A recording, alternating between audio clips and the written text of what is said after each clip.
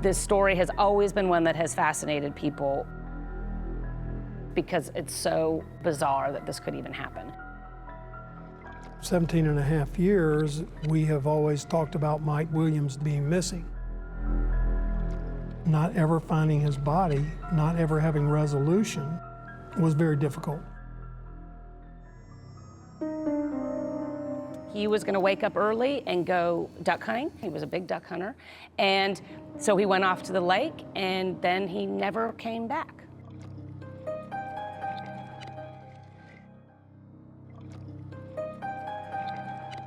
Mike Williams was a straight shooter.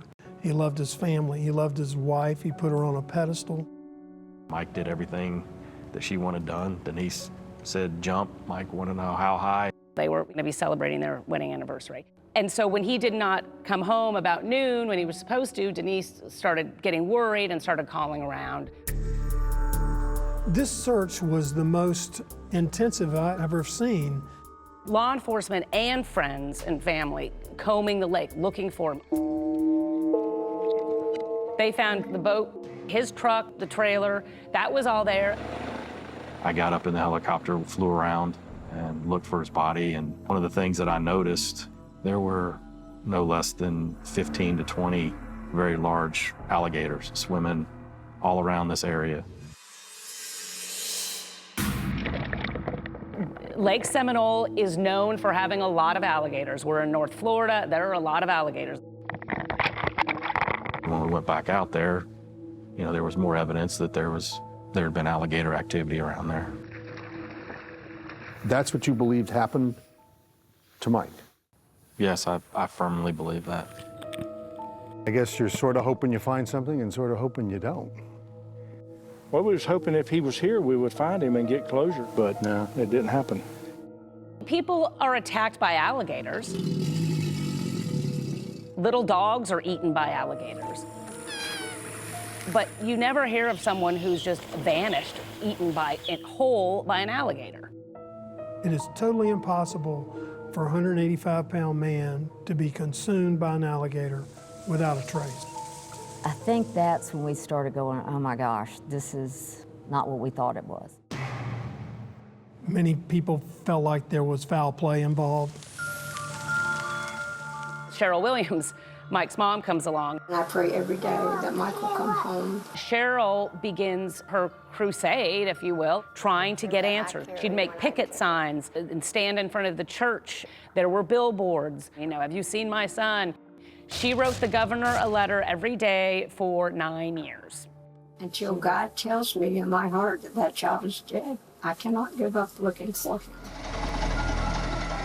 She wasn't going to quit until she had a body, alive or dead. He didn't just fall out of the boat. This wasn't just a hunting accident.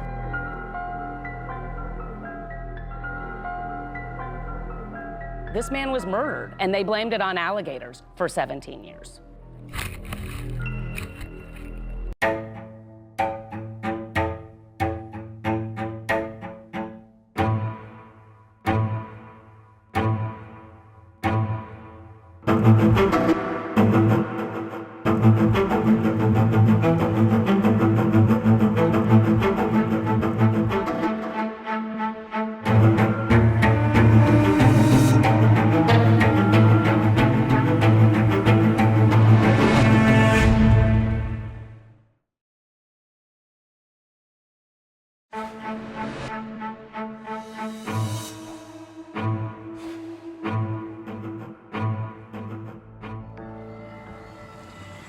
You've got to really love duck hunting to love Lake Seminole.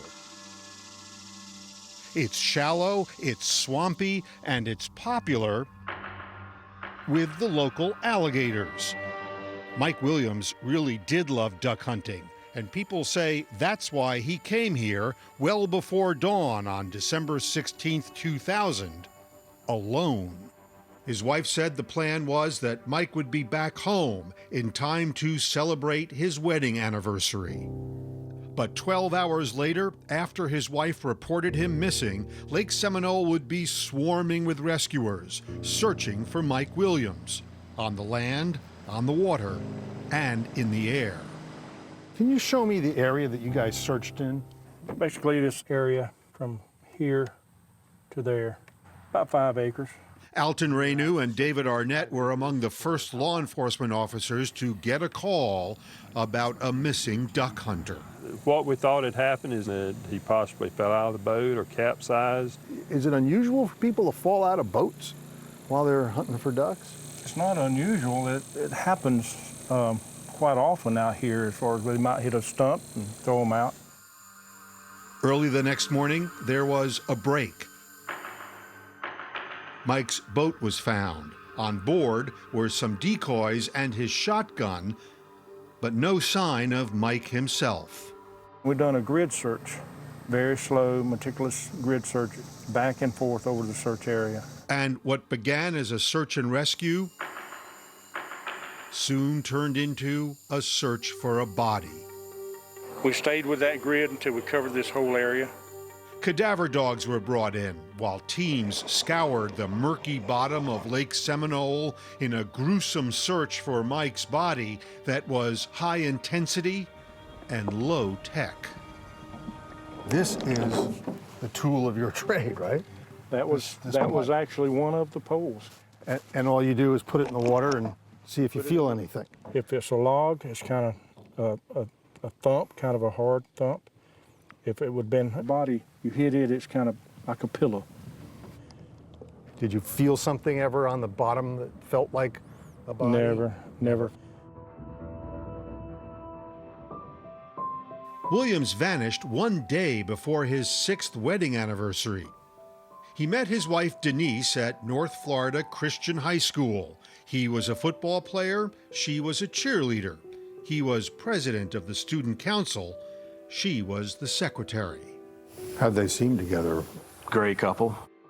Scott Dungy met Mike in high school. He and his wife Anessa were among Mike's best friends. If you knew Mike, he's the kind of person that is going to do anything and everything for you. So Denise, found a gem. They both graduated from Florida State University. Denise became an accountant for the state. Mike became a real estate appraiser, working for Clay Ketchum. This kid was straight as an arrow. He really, truly was. Clay and his wife Patty got to know Mike well. He was an unbelievable worker. It was not uncommon for him to do 15-hour days. I mean, he would be in there early, work until 1 or 2 in the morning, and then be right back. He had incredible energy. Before long, Mike's career took off, and that's when he married Denise. He loved his wife. He even would leave the office and go pump her gas. I'm sorry, go pump her gas? Yes, she would call him and say, Mike, I need gas. And Mike would run over there, pump her gas, and run back. We all said we wanted to be married to Mike. Just before Mother's Day in 1999, Denise gave birth to the couple's daughter. And by chance, a local Tallahassee TV station was at the hospital. We're just totally overwhelmed. She was due Tuesday, and she would have made me wait a whole nother year for Mother's Day. She tipped the scales. It was unbelievable. I have a whole new respect for my wife and women in general and what they go through to bring a new child, new life into the world. 19 months after he became a father, Mike was missing. And the longer the search lasted on Lake Seminole, the harder it was on the searchers, afraid of what they might find. One of Mike's oldest friends, Brian Winchester, was out there looking for him from the start. And it was Brian who discovered Mike's empty boat. Brian decided that we didn't want to be there when Mike's body was pulled up. Brett Ketchum was with Brian during the search. So we would get in a car and drive to a gas station and go get a Coke. And it was very emotional trips. I mean, it was, crying, and it was tough. The search was called off after 44 days. Rescuers could find no trace of Mike Williams. He was listed officially as still missing, and some people wondered if he had just run off. We knew Mike had not run off. I mean, he loved his family and he adored his daughter, adored her. So Mike did not run off. This was not some elaborate ruse. Soon there was another explanation offered for why Mike's body could not be found. That he had been snatched by an alligator. Alligators, they don't eat you right then. This is morbid to talk about, but they go stuff you somewhere for 6 months and then come back later. One of the rescue teams agreed, writing, "The alligators have dismembered and have stored the remains in a location that we would not be able to find." But there was at least one person who had serious doubts about that theory. Mike's mother, Cheryl. She, pretty early on, believed that there was more to this and that he was not in Lake Seminole. I think she just thought something's not right here.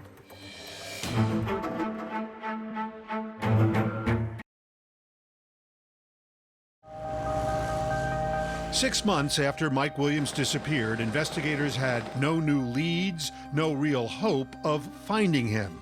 And then, what could be a break bubbled up from the muck of Lake Seminole. That pole is marking a spot where the waders had popped up. A local fisherman found a pair of waders like these, which were believed to have belonged to Williams. Did it make sense to you that they popped up here? I mean, you had searched that area, right? We had searched it many times. Well? Very well. Then, 2 days after that, Mike's fishing jacket and his hunting license were found at the same spot, along with a flashlight. But Williams was still missing. His wife Denise was raising their 2-year-old daughter alone. Denise was a doting mother, the pride and joy of her life. But Scott Dungy says now that Denise was a single mom, money was getting tight. I was helping her with some of the items that needed to be sold and to generate some cash until the insurance money came. And there was a lot of insurance money involved. Williams had 3 policies worth more than $1.75 million. Mike wanted to make sure his family was taken care of because Mike hunted and fished and did some pretty high-risk activity, and Clay really encouraged him to load up. With her expenses reportedly mounting, Denise went after the insurance money quickly. While the search itself is still going on, while he is still actively missing, they're still actively searching for her, she is going and filing a claim against his life insurance. Jennifer Portman covered this case for the Tallahassee Democrat. She was a consultant for 48 Hours. She was really ready to accept the fact that he was missing and presumed dead very early on. But the state of Florida was not. According to Florida law, since there was no proof Williams had died, he would not be declared dead for 5 years. Denise did not want to wait that long to collect on Mike's life insurance. How much time did it take in this case? It took 6 months. It was very fast, abnormally fast. That's because Denise's attorney argued to a judge that the waders, the vest, and the hunting license were proof enough that Williams was dead. The judge agreed and issued a death certificate. Cause of death? Accidental drowning while duck hunting on Lake Seminole. Body has not yet been recovered. Based on that, and that alone, was what got him declared dead.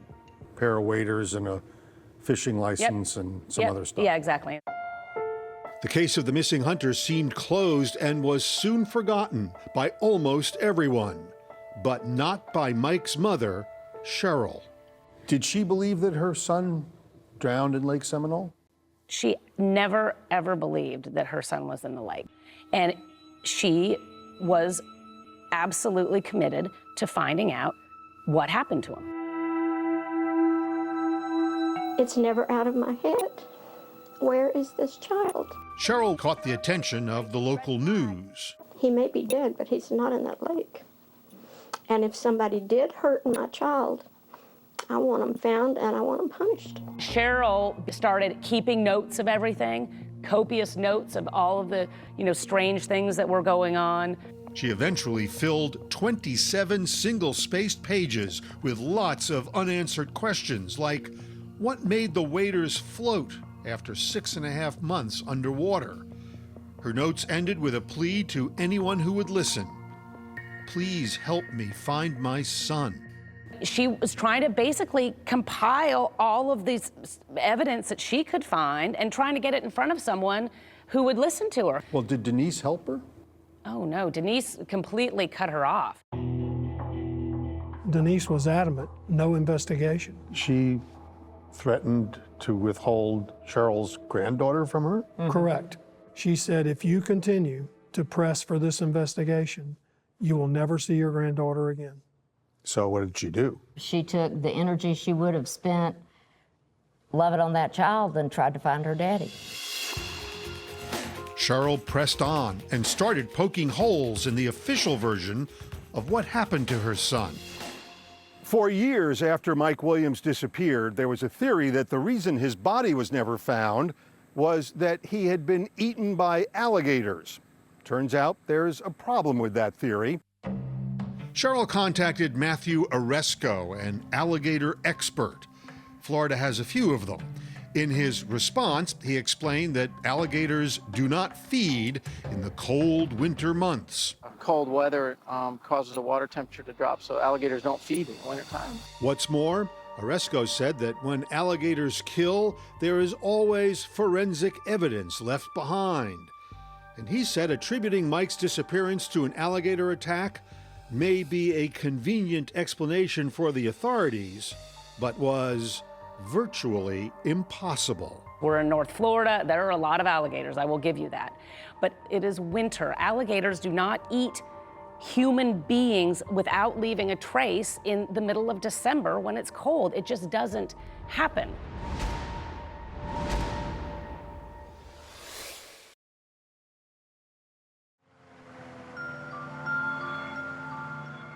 If not for Cheryl Williams, there's no way that we would know where Mike Williams was or anything that ever happened to him. She was the driving force. Cheryl Williams knew because an expert told her that her son was not eaten by an alligator. But she did not know much else about how he vanished. One of the things that has been so difficult about this case is that there was an absolute lack of physical evidence. You didn't have a body, you didn't have any of these things that maybe could point you towards something. But Cheryl had something, those 27 pages of detailed notes. In 2004, 4 years after Mike disappeared, Cheryl's campaign finally caught the attention of the Florida Department of Law Enforcement. Investigators met with her and then launched a multi-agency investigation. When did you first begin thinking this was a crime? The first night we talked to Miss Cheryl. At the time, Derek Wester was with the Jackson County Sheriff's Office. He was part of the investigation. She had it all broke down, and then as she's relaying this story, all these inconsistencies start adding up. Do you remember what some of those inconsistencies were? The insurance. It was Mike's 3 life insurance policies that caught their attention, particularly the last one he bought, not long before he disappeared, worth $1 million. How did Mike Williams end up with that $1 million life insurance policy? Who sold it to him? Brian Winchester sold him the $1 million life insurance policy about 6 months before he went missing. Brian Winchester was an insurance agent. He'd been Mike's best friend since high school, where, like Mike, he met his future wife, Kathy Aldrich. And from then on, the two couples were inseparable. They did literally everything together. They went out to dinner together. They bought houses at the same time. They got married at the same time. had babies at the same time. They were very close. Brian Winchester was in the insurance business. He was. So it's not that odd that he would sell his friend an insurance policy? No, it's not. I mean, just the timing of it, in retrospect, looks a little weird.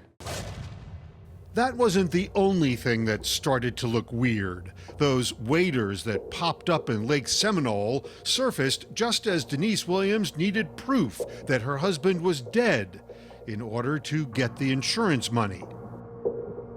How many days before the court hearing these waiters popped up? Less than a month. I mean, it was really close. They had supposedly been submerged in the lake for 6 months.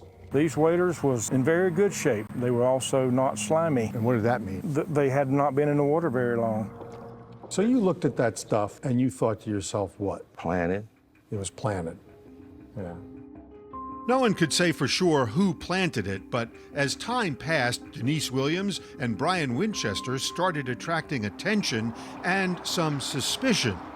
Because years after Mike disappeared, Winchester divorced his wife Kathy. He began dating Denise, and then he married her. We went to the wedding. Was she a suspect in your mind at that point? I think in mine I was, yes. The minister at some point said, I've counseled with this couple and they have no secrets I don't know. And Clay and I both went. We kind of nudged each other like, well, there might be this Just a one few. little secret you don't know.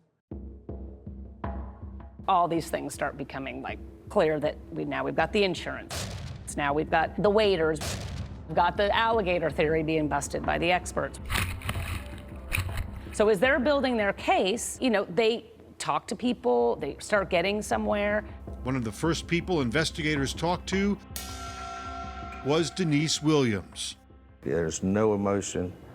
There's no softening up. There's nothing. I mean, she's just matter of fact and cold. But Brian Winchester had much more to say. He offered detectives an alibi for the morning Mike Williams went missing. He said he was 60 miles away from the lake, in bed. Brian tells us that he was going hunting with his father-in-law and overslept. You know for a fact that Brian was not telling you the truth then. Mm-hmm. Winchester could not have known it, but detectives already had a witness who said he saw Winchester that morning at Lake Seminole. I know the man personally. I mean, I've known him all my life. And I composed a lineup and I took it to him. Joel says, well, he wasn't smiling like that, but that's him. And he pointed to Brian Winchester. And he had seen that same man, he said, when? That morning. There was one more thing Winchester didn't know. Police were talking to his ex-wife, and she told them Denise and Brian might have been having an affair for years before Mike disappeared.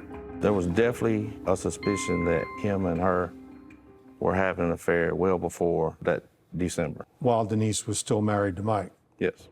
The plot was sure thickening, but investigators still weren't sure what the full story was. After 2 years, the FDLE hit a wall, but Cheryl Williams, who had been fighting since the day her son disappeared, was not giving up. And it's horrible not knowing what happened to him. She was very, very, very frustrated with FDLE and felt that they were not doing their job, they weren't trying. So she picketed. She would have signs made and walk up and down in front of the church. Every year she would have billboards put up around town. It showed a picture of Mike and missing, and if you have any information, who's to contact. And she went after the governor. She wrote the governor a letter every day for 9 years. In fact, the governor received 1,472 letters that we know of. Her suspicion was always with Brian and Denise, more so with Denise. The two people who were considered most likely suspects were together, and unless one of them turned on the other, you were never going to find out what happened here. Did you think this case would get broken? Not until I found out that they were having marital problems. They turned on each other like rats in a sack.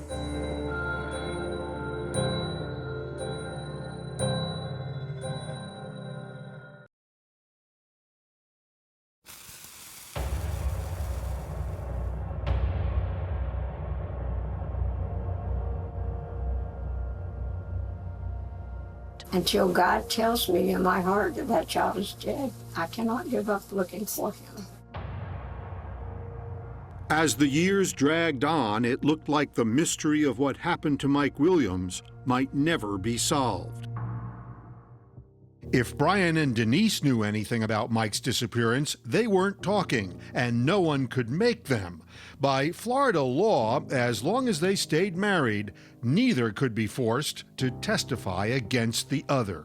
With Brian and Denise being married, how were you ever going to get the truth? Because one is not going to turn on the other.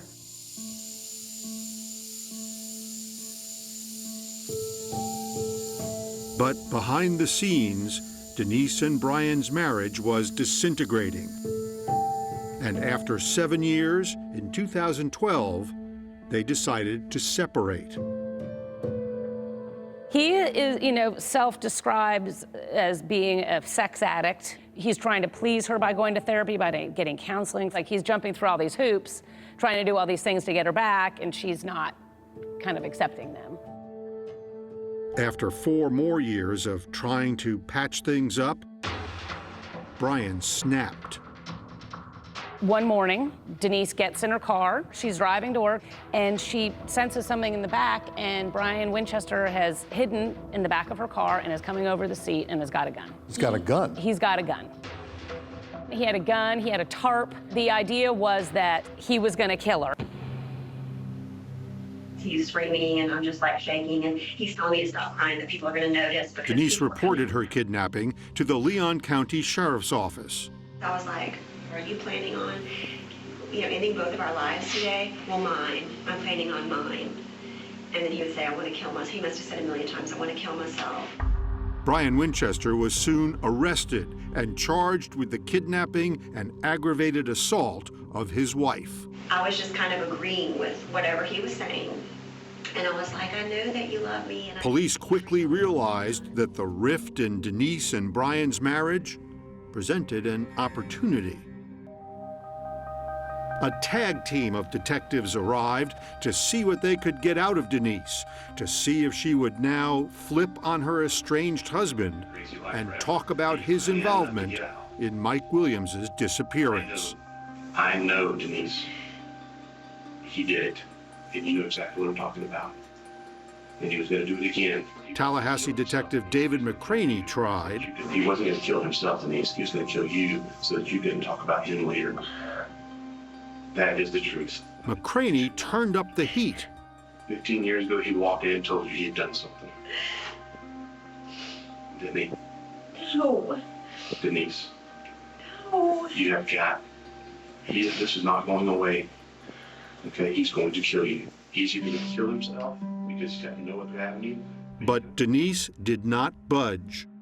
My name is Mike Devaney. I'm at the Florida Department of Law Enforcement. So Special Agent Mike Devaney came in. He'd been working the Williams case for years.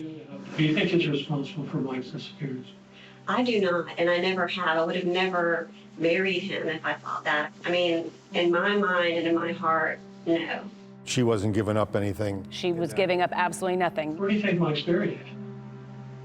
Oh, I have no idea. Any speculation on that? On where he's buried? Buried. I mean, I believe... You don't really believe he died on the lake? I do. Why? I just always have. That's what I believe. That was her story, and sticking to it. That left Brian as the only possible source of information in the Williams case. He was facing a long stretch in prison for the kidnapping, but there was no word about what, if anything, he would say about Mike's disappearance. We're here in the state of Florida versus Brian Winchester, 2000. 16 months later, Brian pled guilty to kidnapping and assaulting Denise and appeared in court for his sentencing. We had a plea, and we weren't sure what the government was going to ask for. He was crying at times. He apologized. Tim Jansen is Brian Winchester's lawyer. We had indicated we want 15. The state gets up and asks for 45. My client would like to address the court. Certainly.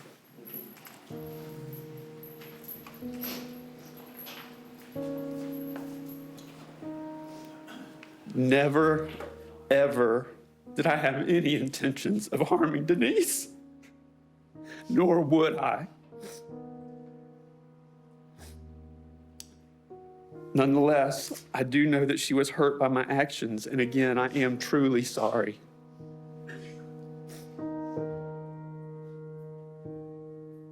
Start by stating your name, please. Denise Williams. Denise showed up at the sentencing. What was she like there? What did she want? She wanted him to go to prison for the rest of his life. I start each day with the memory of him jumping out of the back, and I end each day feeling the gun shoved in my ribs when I turn on my right side trying to sleep. She was scared. She was compelling. He will finish what he has started, no matter what age he is when he's released. Most people in the courtroom were pretty stunned by it. It was pretty powerful. I'm asking you to sentence him to life in prison for the crimes he has committed.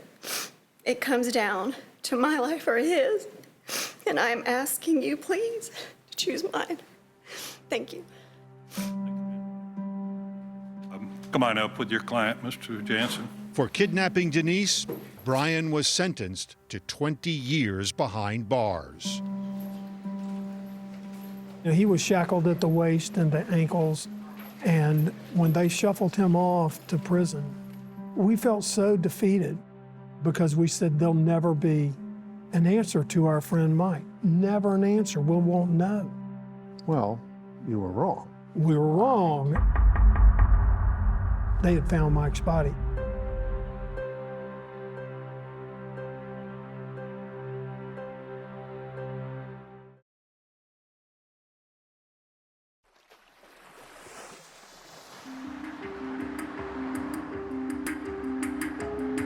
This was so huge. It still is really pretty stunning. Just one day after Brian Winchester was sentenced for kidnapping Denise Williams, the Florida Department of Law Enforcement held a news conference, and the news really was huge. Standing here now, I can tell you that we know what happened to Mike Williams. He was murdered. They know that because sometime before he was sentenced for kidnapping, Brian Winchester cracked and confessed in these audio recordings. I went and met Mike at a gas station. I followed him to the lake. We launched the boat. It was just like a hunting trip was supposed to be. Winchester had cut a deal with prosecutors. In exchange for his confession, he would not be charged with murder, even though he admitted killing his best friend. I got him to stand up, and I pushed him into the water, and he was in a panic, obviously. I was in a panic. I didn't know what to do, and I ended up shooting him. The agreement that we drafted up said that anything he said that day could not be used against him. Winchester gave prosecutors what they wanted most, the location of Mike Williams's body. I backed my Suburban down to the edge of the lake and put his body in the back and pushed his boat back out into the water. Brian says he left Mike's truck and trailer at Lake Seminole to make Mike's disappearance look like an accident. But actually, Mike's body was nowhere near Lake Seminole. He was 60 miles away at Carr Lake, a remote marshy area just 10 minutes from Winchester's home. Brian led investigators here to the spot he buried Mike back in 2000. And they commenced what FDLE told me is the most extensive search they have ever undertaken in the history of the agency. The search uncovered Mike's skeletal remains and his wedding ring, among other things. And there was horrifying evidence of what happened to him. And what they were able to show very clearly was that he had been shot basically at point blank range in the face with a shotgun. This was up close, personal, deadly, Yeah. and gruesome. Yeah. And Winchester provided one final piece of the puzzle. He said it was all Denise's idea. She would not get divorced, and so she basically said, there's only one solution. As he tells it, She was not willing to endure the public shame of a divorce. So she thought murder was a better answer. I guess it was better to be known as a widow than a divorcee. Wow, that is incredibly cold. And wouldn't it be great if we also, oh, by the way, collected, almost $2 million in insurance? We would end up together, we would live happily ever after. Oh, and as a side note, we've got all this money to enjoy a wonderful life together. The happily ever after part didn't work out so well. In May 2018, 5 months after the discovery of Mike's body was announced, Denise Williams was arrested and charged with first-degree murder, conspiracy to commit murder, and accessory after the fact. It was a very bizarre moment. And she said nothing, and she didn't look at anybody. She just looked straight ahead. It's a bittersweet feeling. You are so thankful that she has been outed for the true person she is, but it doesn't, you're still left with the same result. Even though you saw her led away in shackles?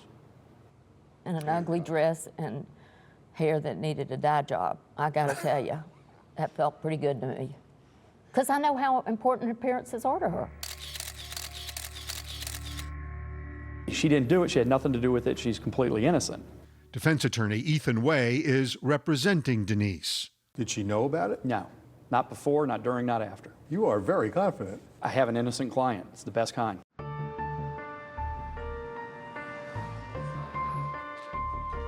On December 11th, 2018, prosecutor John Fuchs gave his opening argument at Denise Williams's murder trial. Denise likes the sound of being a widow much more than a divorcee. Obviously can't be caught with a murder, so they had to make it look like an accident. Raise your right hand, please. Early on, the state called Brian Winchester. We had an agreement that she would never say anything about me and I would never say anything about her, because we felt like that as long as neither one of us talked, that nobody would ever find out what happened. Good morning, ladies and gentlemen. Ethan Way was in an enviable position for a defense attorney representing an accused murderer. The prosecution's star witness admits he is the killer. When you shot Mike Williams with a 12-gauge shotgun, was Denise Williams standing there with you? No, she wasn't. She was in my head behind me. Denise Williams had no idea that you shot her husband in the face with a shotgun, did you? Correct. Mr. Winchester, you're a murderer, isn't it true? Yes, sir. Mr. Winchester, you're a liar, isn't it true? Yes, sir. Of course, Cheryl Williams always suspected her one-time daughter-in-law was involved, and Cheryl was now a witness for the prosecution. The initial theory was that he was missing and possibly eaten by alligators. Right. You never believed that, did you? No, sir. How long did it take before Denise called you and said, "I'm sorry, I was wrong all these years"? She never did. Finally, Winchester's ex-wife, Kathy, testified Denise kept quiet as part of a conspiracy of silence between Brian and Denise. Were you aware that Brian Winchester kidnapped Denise Williams? Yes. About a week after that, did Denise ask you to do something? Denise asked me to get a message to Brian that I'm not talking.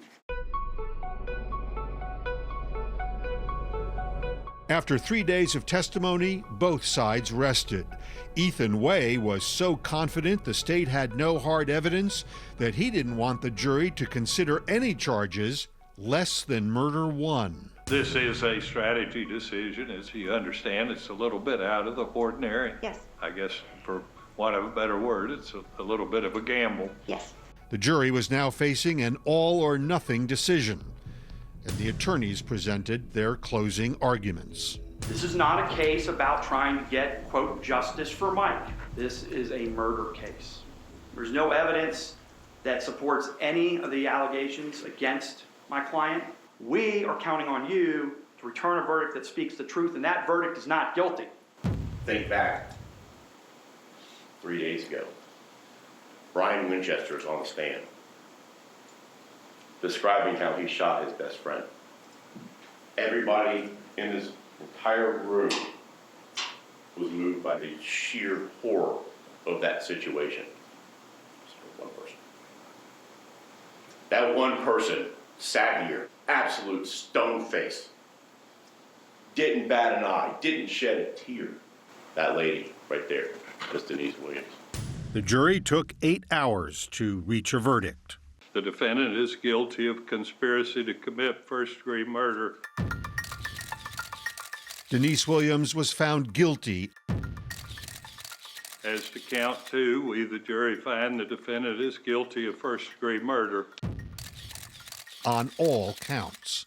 The defendant is guilty of accessory after the fact of first-degree murder. Mike's family and friends waited 18 years for this day. Sometimes the wheels of justice turn slowly, but they do still turn. For Cheryl Williams, it has been a long, heartbreaking fight. But now, she can finally lay her son to rest.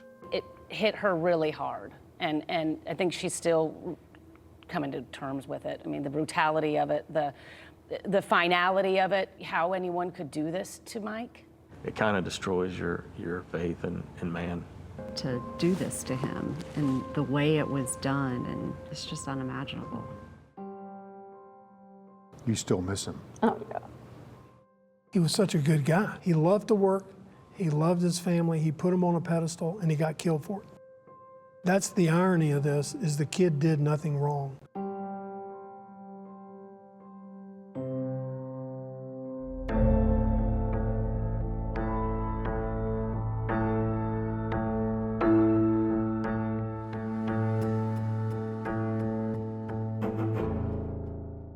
CBS Next. A rock star of the snake breeding world found dead. I assumed it was a snake. It wasn't a snake, but the killer was cold-blooded. Who would want to kill Ben Rennick? We couldn't have imagined anything like that. 48 Hours, Primetime Double Feature, continues next on CBS.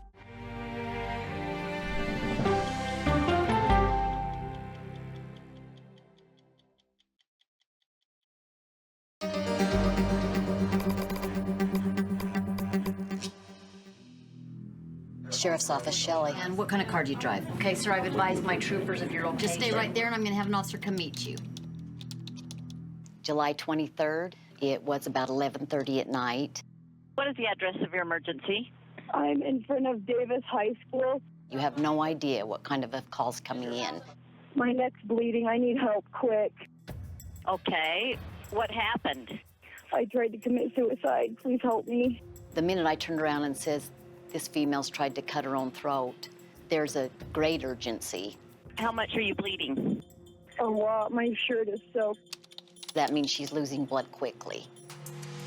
What's your name? Tiffany Mead. Okay, is anybody with you, Tiffany? My husband and my son.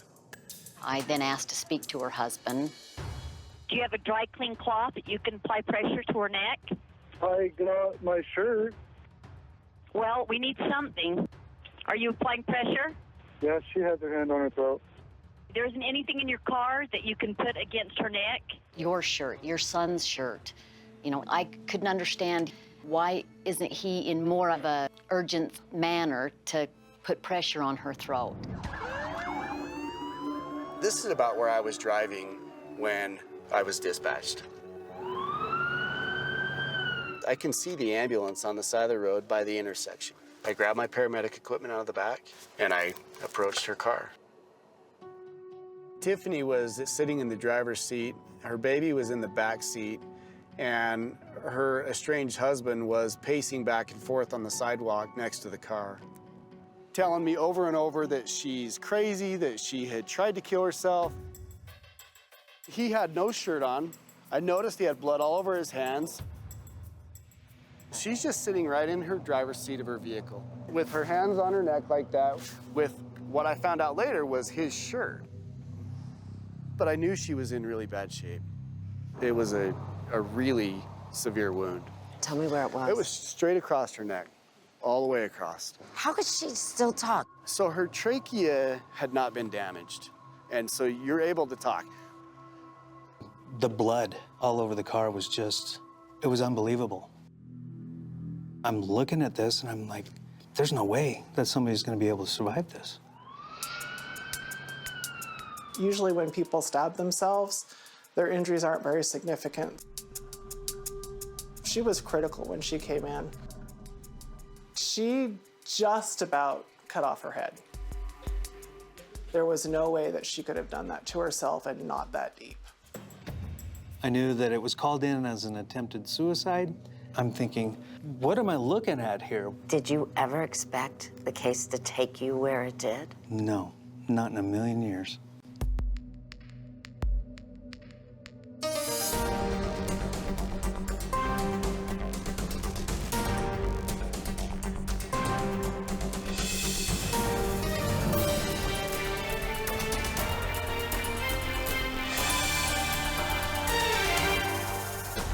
"48 Hours, Don't Scream," reported by Aaron Moriarty. I'm clear on those.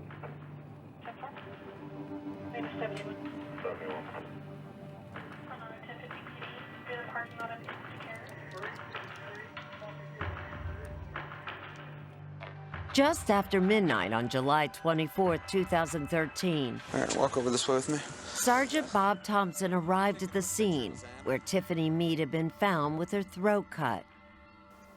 And what did you know at that point? Absolutely nothing. Tiffany had already been rushed to the hospital, but before she left, she changed her story, telling deputies that it was actually her estranged husband, Chris Ertman, who attacked her. She told Deputy Sorensen, keep him away from me. He did this to me and saved my baby. If she's called this in as a suicide and now she's saying, he really did this, you don't know what to believe at that moment, right? It's a bit of a conundrum. Tiffany's car was at the scene, but Thompson noticed something didn't look quite right. There was blood on the outside of the door. And I'm thinking, how did that blood get there? The detective learned Tiffany and her husband had first met up at a secluded park a mile away, where investigators found a second scene. I could see the blood, so now I know, okay, this must have happened outside of the car. And before she started driving. Right. This woman tried to cut herself, and she's clearly injured. To get in a car and drive, did that make sense? Didn't make sense at all. Thompson still wasn't sure what kind of crime he was dealing with, if any. Do you know whether it's a attempted suicide, an actual suicide, attempted murder, or a murder? I have no idea. He didn't know Tiffany's condition. However, there was someone in custody. Chris Ertman. He hadn't been officially arrested, but he was not free to leave.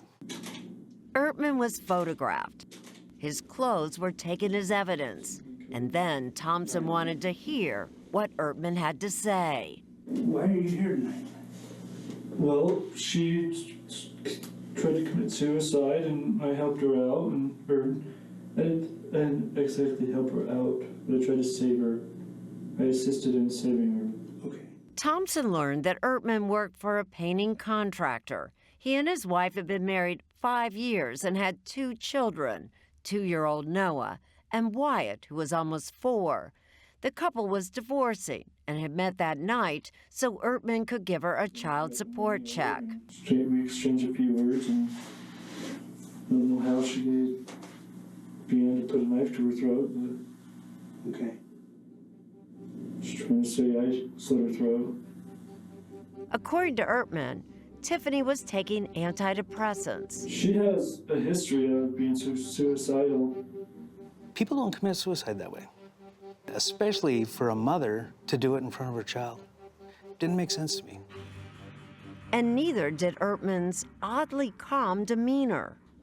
Was he concerned about his estranged wife? No.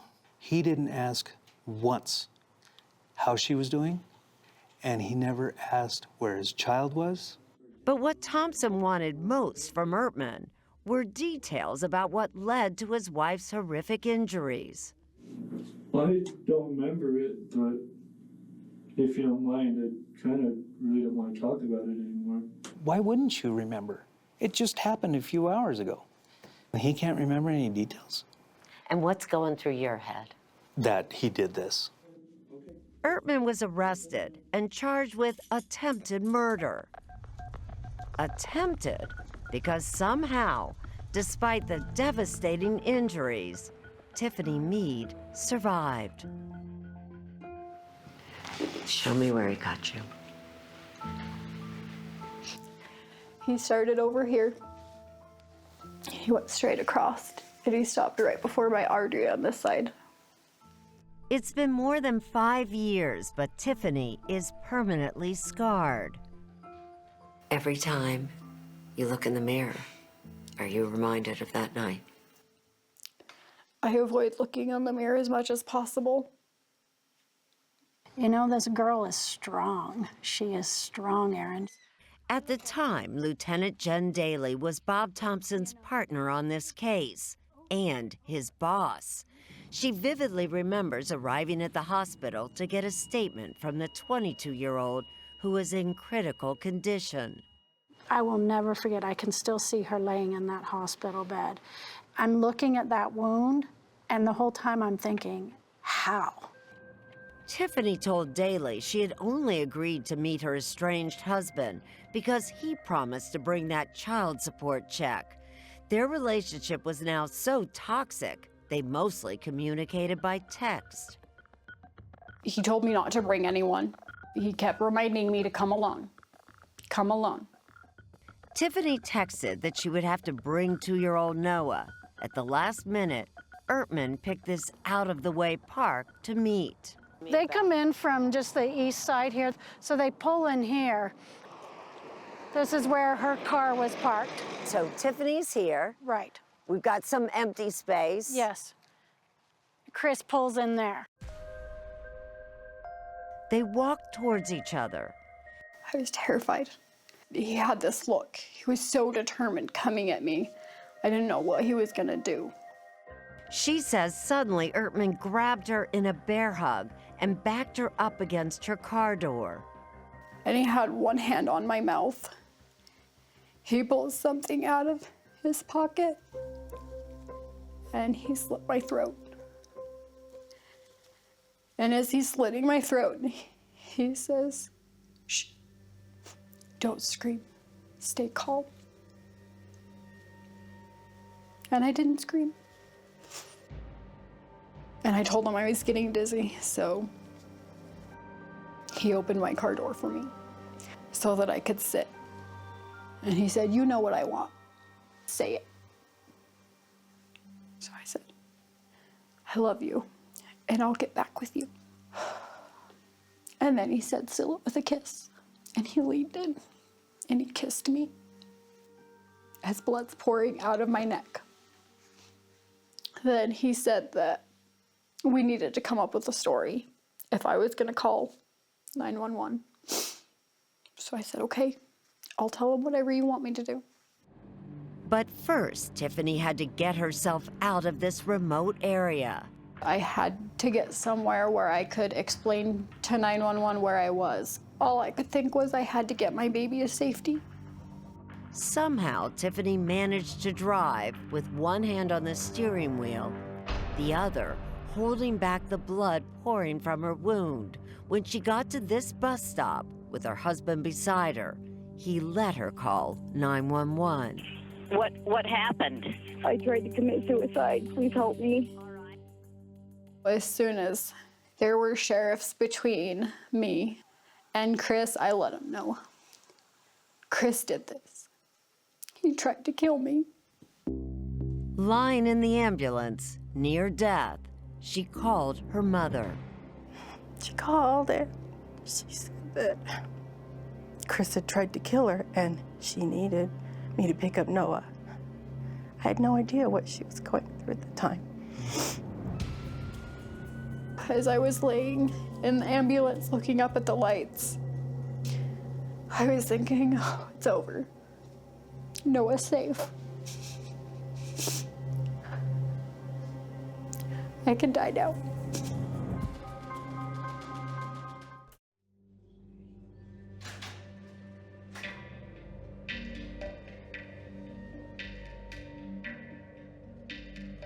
Chris Ertman was in custody and charged with attempting to murder his ex-wife, something unimaginable 5 years earlier when the couple first met online. Tiffany was a high school senior. He was in the Army. He was really sweet. Were you in love? I thought I was. Just 6 weeks later, they eloped. It wasn't long before they became parents. But when Ertman returned from his deployment in Iraq, Tiffany says he became emotionally abusive and very volatile. He could change on the drop of a dime. Just little things would make him so angry. Although he never hit her, she lived in fear of his rages. Why did you stay? The biggest reason, I was scared. I didn't think I could do it on my own. But in late 2012, Tiffany finally had enough and fled with her boys. They moved in with her parents, and she moved on with her life, working full-time and going to college at night. She even started dating a new guy. How did Chris take you leaving? Not well. It was always, come back to me. You're not going to be able to do this by yourself. But the facts of what happened that night weren't as clear-cut as detectives Jen Daly and Bob Thompson thought. It's dark. Can we take a quick picture of his hand? No one sees or hears anything, and you have Chris Ertman saying one thing, and you have Tiffany Mead saying a completely different thing. He said, she said. They didn't even have the knife used to slit Tiffany Mead's throat. Daly believes as Tiffany drove down this dark road holding her bloody neck, her estranged husband tossed the knife out the window into this deep ravine. It's so thick from years of the overgrowth, and we did everything to uncover that knife. 'Cause, I mean, metal detectors, cadaver dogs. And you think, oh my goodness, are we gonna lose the case because of something like that? I mean, if you had the knife and you could see whether his DNA was on the knife, that's gonna help the case. Or fingerprints, any of it. Or fingerprints. Mm-hmm. It's very difficult without some physical evidence to prove beyond a reasonable doubt. Adding to Daly and Thompson's concerns, a month after the attack, the judge received this unsigned letter. I am a good friend of Tiffany, but I can't see letting this happen to Chris for his kids' sake. The letter writer claimed Tiffany had cut her own throat and was trying to frame Chris Ertman, exactly what he had told police. Any side of you think, oh my God, could that be true? We took this as something that was credible. I mean, obviously this needed to be followed up on. The return address was from a Mary Olson in Ogden. On Monroe Street. But as the detectives soon discovered, the address didn't exist, and it seemed neither did Mary Olson. I run the driver's license of every Mary Olson in the state of Utah that roughly matched Tiffany's age group.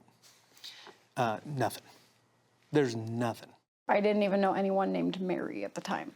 Who do you think arranged for that letter? There's no doubt in my mind that Chris did it. Davis County attorneys Richard Larson and Jason Nelson also suspected an Ertman connection, but they still needed proof to tie Ertman to the letter and to bolster their attempted murder case against him. We were absolutely convinced that he had inflicted the injury. That wasn't the big question. The big question was, what was his intent when he did it? This case rose and fell based on that one question. Was Chris Ertman actually trying to kill his estranged wife or merely injure and scare her? The defense could argue that Chris let Tiffany call 911 and he gave her his shirt to help stop the bleeding. Do you have a dry clean cloth that you can apply pressure to her neck? I got my shirt. Prosecutors feared without more evidence, jurors might conclude that this was an aggravated assault, not an attempted murder, which meant Ertman could be out of prison in a year. What's your fear if he gets out? He'll try it again. I was angry. internally angry. I couldn't even wrap my head around it, that you could do that to a human being in front of a child, and a year later, you're free to walk around. She looked at us and said, "That's not good enough." Jen Daly believed that making sure Chris Ertman stayed locked up was the only way to keep Tiffany alive. And I said, I want to start listening to jail phone calls. Hello, this is a prepaid collect call from an inmate at Davis County Jail, Utah. A month after Ertman was arrested, Daly started listening to his phone calls. Something every inmate is warned about repeatedly. This call is subject to recording and monitoring. What's the chance he's going to say anything incriminating on a phone call? Oh, stranger things have happened. Hey, I don't want to do it over the phone, okay? I really wanted a confession, because if we got the confession that that's what his intent was, then I knew we could put him away longer. So I listened, and I listened some more, and I listened some more after that. Daly listened to hundreds of phone calls and watched endless jailhouse visits. And people would come in my office and tell me, I can't believe you're still listening to it. And I would look at them and say, neither can I. I would like to stick pencils in my ears. You know, when you set your appointment. But with no revelations, after 3 months, Daly reluctantly gave up. My gut kept telling me, you've got to keep listening. It's there, it's there. So she started again, picking up where she left off. What's his name? What if that's where his confession is? Daly had gotten up to Ertman's December 2013 calls, made 5 months after the attack. You may start the conversation now. This call, he was on the phone with his father. Write down this name, Raymond. Raymond? Yeah, and tell Kenny to just Facebook him and tell him that I'm in here.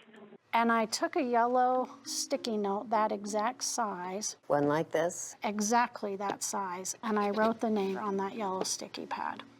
She had no idea if the name had any significance. Did Kenny ever Facebook that dude for me? I will. But as she listened to more calls, Did you, by chance, call that one dude? it was clear to Daly that for Chris Ertman, contacting this dude was urgent. Can you give me that dude's address so I can give him write him to him, if you can? Yeah, what's his name again? Dad has it written down. Ertman only mentioned his friend's name once, but that's all Jen Daly needed. I looked at that sticky pad, still had that name written on it. And I pulled it off, and I remember it was stuck to my index finger, and I walked down the hallway into his office, and I held my hand out just like this, and I said, I need you to find this guy. Find him for me.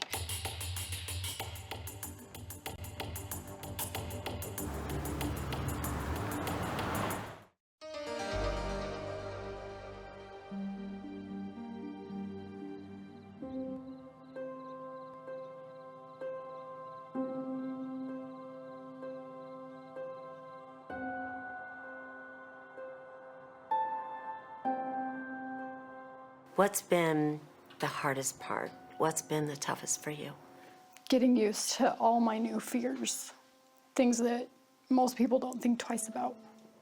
For Tiffany Mead, memories of that harrowing July night are everywhere. Driving at night, the sound of dripping water. Dripping water, why? Because I heard my blood dripping in the car into a pool. Lieutenant Jen Daly was convinced that keeping Chris Ertman behind bars was the only way to keep Tiffany safe. And she knew she was onto something with that sticky note. Whatever you heard in January of 2014 changed everything in this case. It took this case in a place that we never saw coming. It turned out the Raymond Ertman mentioned is a former inmate. We're only using his first name. He had served time on a methamphetamine possession charge. Now out on probation, Raymond agreed to talk with the detectives on camera, although he wasn't quite sure what about.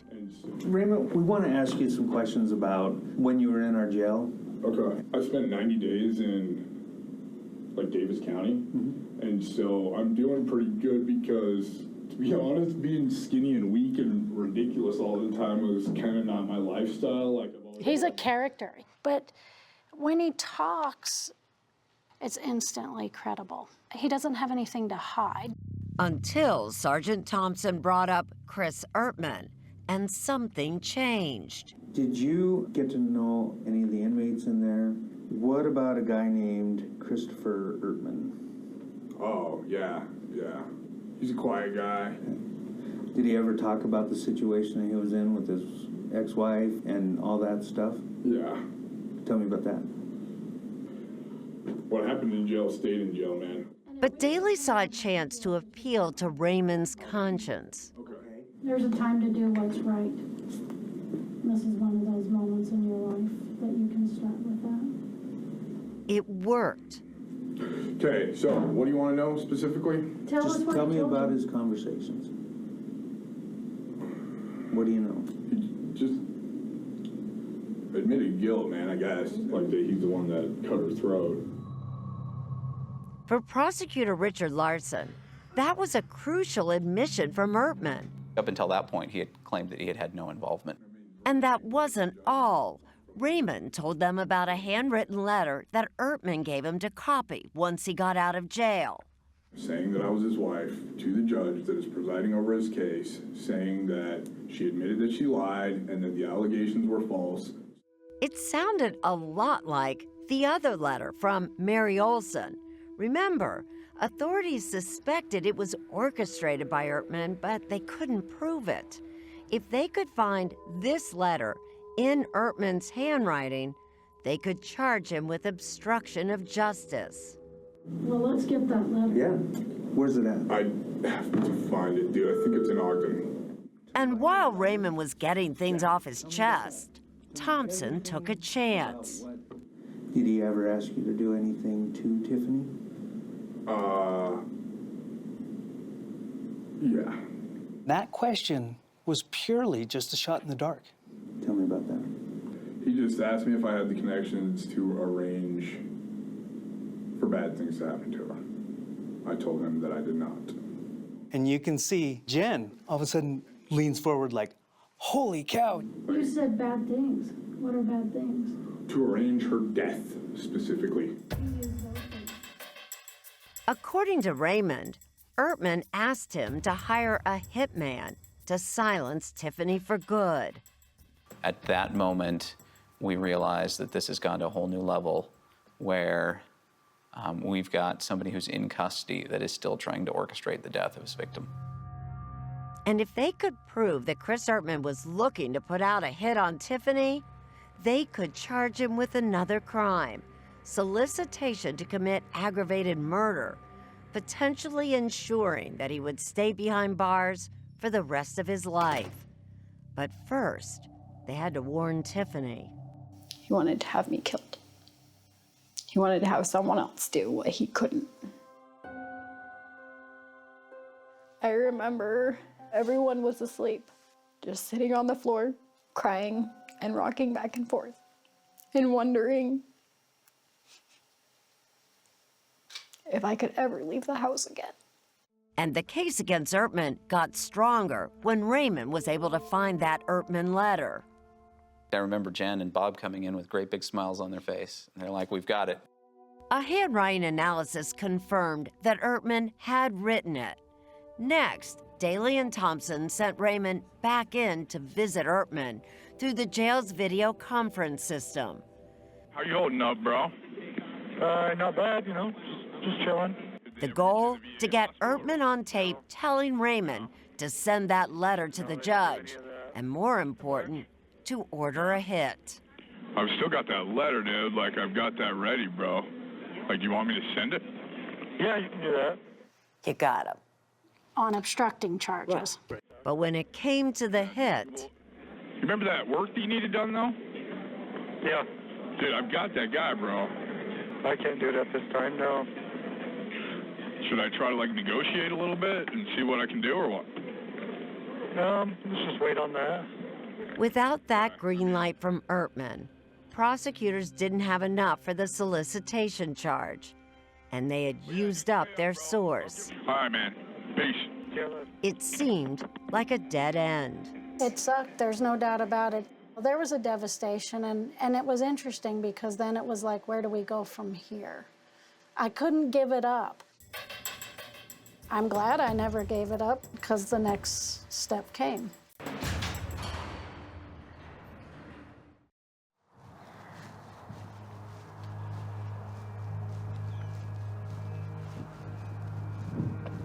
If I hadn't have told him what he wanted to hear, there is no doubt in my mind that he would have happily watched me bleed to death. Davis County detectives Bob Thompson and Jen Daly were convinced that even from jail, Chris Ertman was still trying to kill his wife. They just couldn't prove it. We were done at that point, or so we thought. And then, out of the blue, Daly heard from an old friend, a jailhouse informant who had given her information in the past. He's a bad guy. He's hurt people. You wouldn't want to meet him up in an alley. The inmate, we're not using his name and we've obscured his face, was back in the Davis County Jail in the same cell block as Chris Ertman. And he told Daly he had information he was willing to trade for help with his case. And I told him no. So you're either going to tell me what you have or this is done. Daly knew from experience how unreliable this particular inmate could be. In 1 minute, the guy has amazing information and it's validated, and in the next minute, he screws you. Still, this snitch knew specific details about Tiffany's attack. And there was more. Chris is trying to get him to hire somebody to kill Tiffany. I almost fell off my seat because if anybody could do it, it's him. This heightened it even more for me. So Daly and the team decided to set up a sting and arrange for Ertman to be introduced to a person posing as a hired gun. Don't you worry about this idea that the defendant can say, this was entrapment. I wasn't planning on hiring a hitman. Not at all. I mean, the case law is very clear. It's only entrapment if the government is convincing somebody to do something they wouldn't otherwise do. You don't go and say, hey, can I do this for you? It's, I've heard you want me to do this. Is that correct? What you been doing though, man? You been working out in there or what? So they turned to an undercover cop we're calling Jim Kelly. This is you? Correct. At that time, Kelly was working in narcotics and knew how to deal with informants. The detectives put their plan in motion and sent Kelly to visit the informant at the jail. Right as I came back, he came back to the room. He was real interested. That's him in the upper right-hand corner talking to Kelly. Where's Ertman? Tell Ertman to come here for a second. He had told Ertman he was meeting with a hitman who could help him out. Okay, I think he's coming up behind him already. That's Chris Ertman. Mm-hmm. And he's taking a look at you because he wants to get... He wants to see who he's talking to because he's curious to see who is this person that's going to come do this for me. But looking is all Ertman does. Instead of talking, he hands the inmate a piece of paper to show to the hitman. Can you see that? Yeah, okay. It's the address where Tiffany is staying. And is it the correct address? It is. It shows that he's starting to take the bait. It's a start, but Prosecutor Larson says it's not yet enough to bring new charges. The criminal act is the solicitation to have her killed. Just because he provides an address of his victim isn't enough. They needed Ertman to confirm on camera that his ex-wife was the target. Detectives warned Tiffany about the latest threat and asked her to pose for photos, staged to look like surveillance photos taken by the hitman. We filled up some bags, and she got in her car and then got out and was walking into the house as if she just got home from shopping, and we took photos. Jim Kelly then headed back to the jail with the photos. But when he got there, the whole thing falls apart. It starts to implode. Yeah. the notoriously unreliable jailhouse informant wanted a deal. He refused to cooperate any further unless he was released from jail. Prosecutor Jason Nelson got the call. I was not very happy. We weren't going to be extorted by someone trying to leverage us with evidence of a potential first-degree felony. They quickly moved the snitch out of the cell block, but Bob Thompson was convinced he'd already tipped off Ertman. It's all over. That's what it felt like. That's what it felt like to me. I thought all this hard work just became unraveled by a career criminal. Still, Jen Daly was determined. I wanted the undercover cop to still go in, only visit Chris this time. And he was, no, it's not gonna work. And I'm like, I don't care, I'm doing it anyway. 6 days after that first visit, Jim Kelly walked back into the visitor's entrance of the jail, asking to see Chris Ertman. Jen Daly was in her office, watching the clock and praying.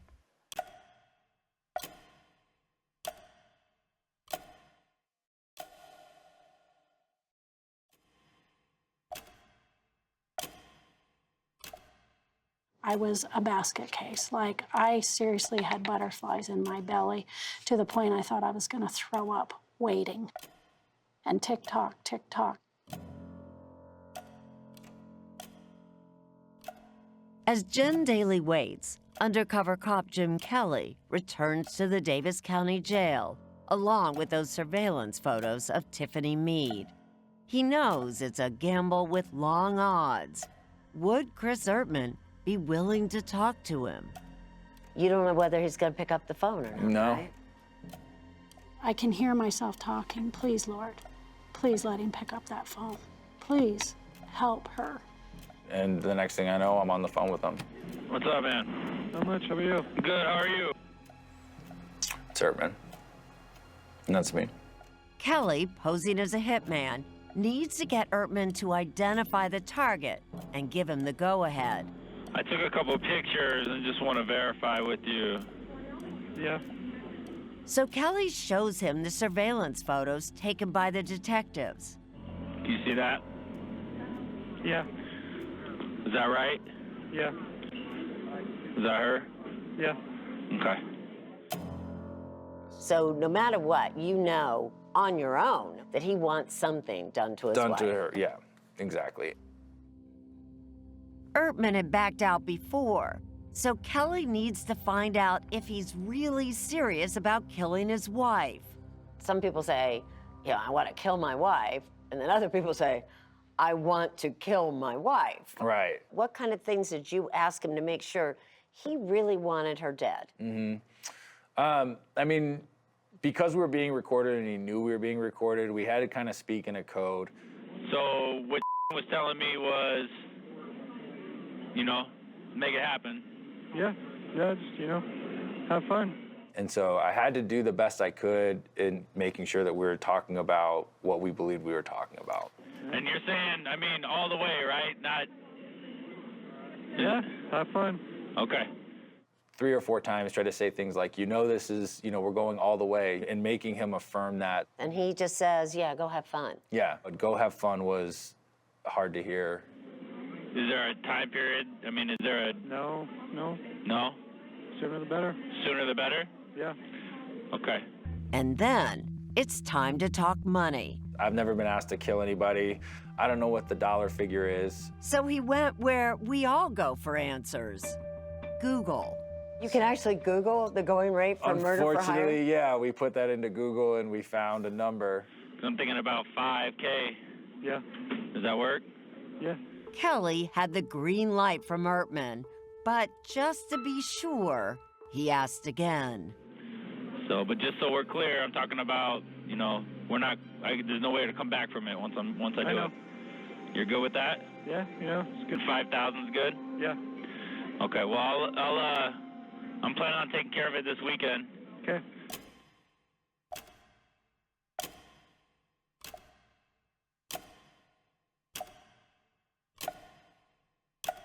Back in her office, Jen Daly gets the news she had been praying for.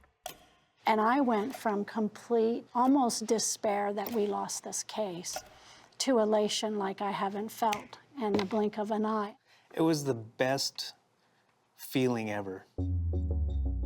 We knew this was a solid case, and we knew that we could get the conviction now. Daly then calls Tiffany. I was so relieved. The best feeling you'd had in a while? Yeah, that was probably the safest I had been since all of it started. Along with the attempted murder charge, prosecutors now added obstruction of justice and solicitation to commit aggravated murder. That man committed more felonies in the jail than he did when he was free. It took Jen Daly and Bob Thompson almost a year to get the evidence they had hoped would keep Chris Ertman locked up. But the case would never go to trial. Disappointed? No. For Tiffany, she didn't want it to go to trial. Prosecutors offered Chris Ertman a deal, and he pleaded no contest. I mean, I'll take blame for it. Yeah, I did it, but I was not in my right mind. I'm not dangerous. Chris says that he was suffering from PTSD. Right. You don't buy that? I don't buy it at all. We had no actual diagnosis of PTSD. For us, we believed that that was fictional and that he was only saying that to try and negate his personal accountability. Ertman's plea means he could spend anywhere from 6 years to the rest of his life in prison. By law in Utah, it will be up to the Board of Pardons and Parole to decide when Ertman will be released.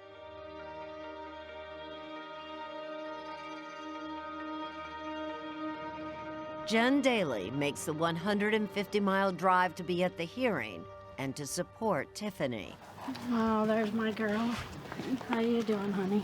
I, in my career, have never attended a parole hearing, and I won't miss one of his. I hope that I can help keep him there as long as possible. He's that dangerous? Yes.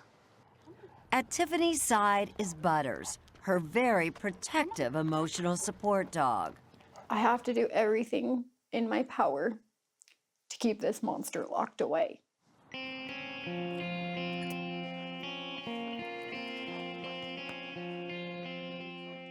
I wake up every morning wondering if today is going to be the day that Chris will summon someone to have fun killing me. I am here again, terrified. If he's ever released, there is no doubt in my mind he will come for me and he will finish what he started. Please help me keep my kids safe. Tiffany will have to wait for the board's decision. But 5 years after she was almost killed, her future seems brighter. Besides her loving family, she has a new husband and her ever-present guardian angel, Captain Jen Daly. I'm so happy you did such a good job. You were strong. She's moved mountains. She's helped save my life. I don't know why the cards fell the way they did. I'm just grateful it all worked out for Tiffany Mead because I got involved into this job in 1989 to help people. And I can say I helped one person.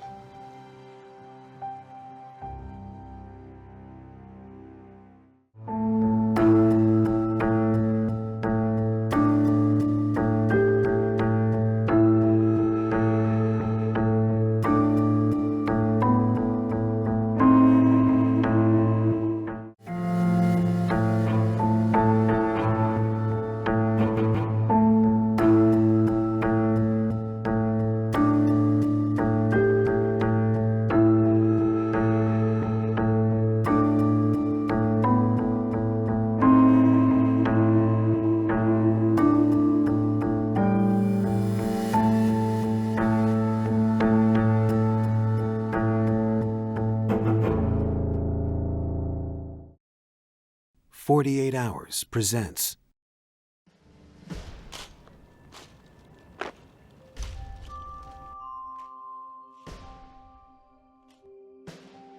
He was strikingly handsome. His eyes were absolutely gorgeous, piercing blue. And I'm thankful enough to have those as well. My dad, Mike Stallman, was a colonel in the Marine Corps. He devoted his life to his country. He was a patriot. Everybody says he is the poster boy for the Marine Corps. He graduated first in his class. He was a backseater in an RF-4. Then he went to law school. He was a star there. And then before getting out of the Marines, because of his commitment to his country, knew he had to serve in Iraq.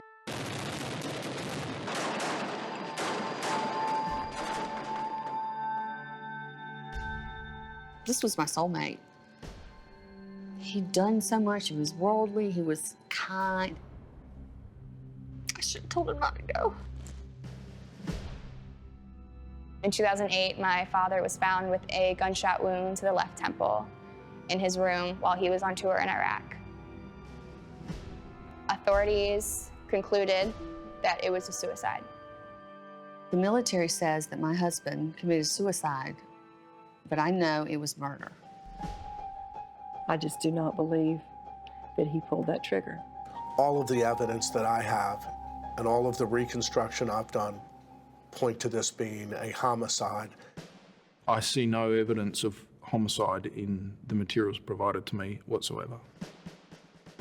The evidence shows there's no way he could have done what they said he did.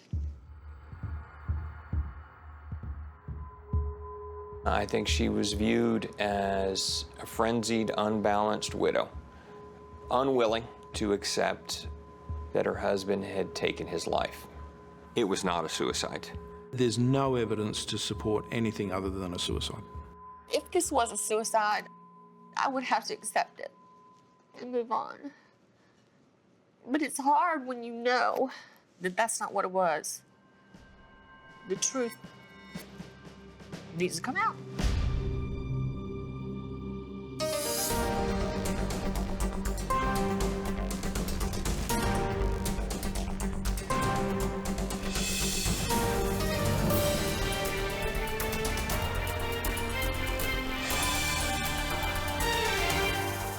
"48 Hours, Widow's War," reported by Peter Van Sant.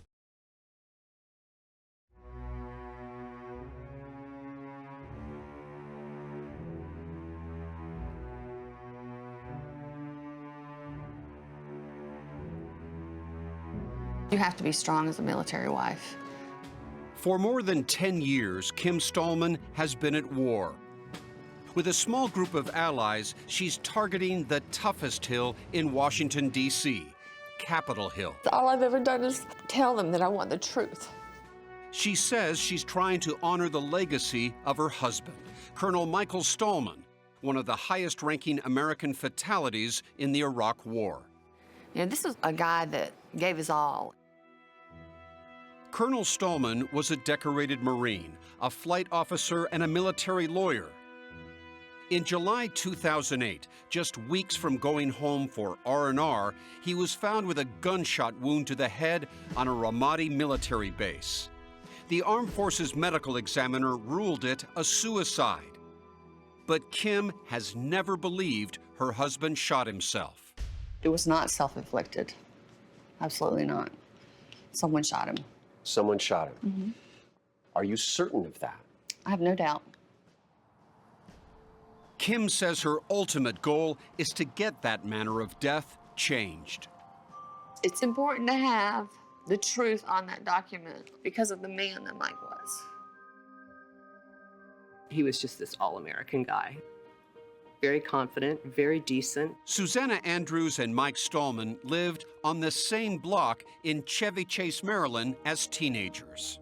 My mother still remembers him as the most polite child any of us ever brought home. Decades later, she wrote about his death as a contributing editor for More magazine. I started out wanting to know what had really happened. Mike Stallman, son of a U.S. diplomat, had lived in India, Jordan, and Panama as a boy before returning home to become one of a few good men. Was there a pride there and a sense of, I really want to serve my country? Oh, yeah. I mean, he's the one that elected to go to a Marine military academy in the 9th grade. Most of the cadets here have a lot of pride, not only towards the academy, but towards the Marine Corps. As a cadet, Stallman was a Marine recruiter's dream. He appeared in this promotional video. Cadet Major Mike Stallman, senior class president and highest ranking cadet. By April of 1987, Michael Stallman was in flight school in Pensacola, Florida, when he landed in a bar in Florence, South Carolina, and boldly approached a striking woman across the room. And what did you think when you looked at this guy? To be honest with you, I didn't think anything, you know. But she admits something about this swashbuckling young flight officer struck a chord, especially after they ran into each other again the next day at an air show. And he came up to me, he said, "You remember me?" And I'm like, yeah. Stallman offered to show her around, but she says he was quickly distracted by the triplet baby boys of someone she knew. And he stopped, and he got down on his knee, and he was talking to these triplets. And I thought, oh my God, that's someone special right there. And that's when I knew. I knew. In less than 3 weeks, Kim and Mike's relationship took off. He rode his motorcycle up, and that's when he proposed to me. The guy has Hollywood good looks. He's a pilot and he's riding a motorcycle. This is like Top Gun. He sold his motorcycle for my first ring, too. He was a gem. They married 6 months later. 2 daughters followed, McKenna in 1997 and Piper's first day. in 2004. McKenna is 22 now and still remembers her father's kind heart. During Christmas, it was his duty. He was the cameraman. Here comes McKenna. We'd wake up, we're like, don't go in the room until Dad has the camera ready. Did Santa leave a note or anything? That was probably one of the earliest memories I have. Dear McKenna, thank you for the wonderful cookies. Like many military families, the Stallmans moved around the world. South Carolina, California, Japan. This is Okinawa. Where Kim says she co-founded a counseling program on the base. We worked specifically with rape victims and spousal abuse victims. Mike's career was on the move too. By the early 1990s, he traded in his wings for a law degree. Kim says all the work and travel Typical military housing. took a toll. We moved every 2, sometimes every year. Is it fair to say there was some trouble in the marriage? Oh yeah, we had ups and downs like everybody else. After about 20 years of high-stress military life, Mike Stallman had risen through the ranks to become a full colonel. He was about to retire. But there still was one thing Colonel Stallman wanted to do. He'd never been deployed to a combat zone. He volunteered. This is his last hurrah, you know. He wants to do this. About 3 months after he arrived in Iraq, something happened to Michael Stallman.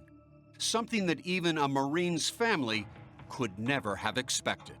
My mom sat me down. She was like, something's happened to your father.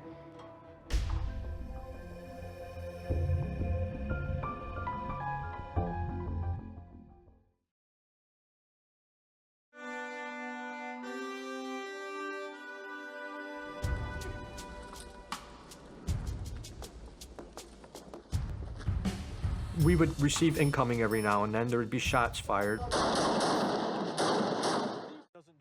In July 2008, Gary Morrell was a Marine gunnery sergeant in Iraq when he picked up Colonel Michael Stallman at the airport. Good guy? Good guy. Oh, awesome. Outstanding. Colonel Stallman would be stationed at Camp Ramadi. The area had seen some of the fiercest fighting earlier in the war. The front gate is still getting shot at. Vehicles getting hit. It's still a rough area. Day-to-day life was tough, But Morell says Stallman, who was working to help rebuild Iraq's legal system, stood strong. Did you ever sense that he was depressed? Oh, never. A triathlete, he was known to work out every morning. He was always such a happy man. I don't ever recall him being upset or sad. I don't remember him crying ever. Did Mike have any history of depression? No. By the summer of 2008, Kim says Mike was looking forward to coming home for R&R to spend time with her and the girls. We were so close. I mean, it was home stretch. In June, he emailed, "Just 2 more months until I come home. Missing you terribly." And in late July, the day before the shooting, everything is great. Sergeant Morell saw Stallman the night before the shooting. He was anxious to go home. He was ready. In the morning, he wakes up, he goes running, we believe.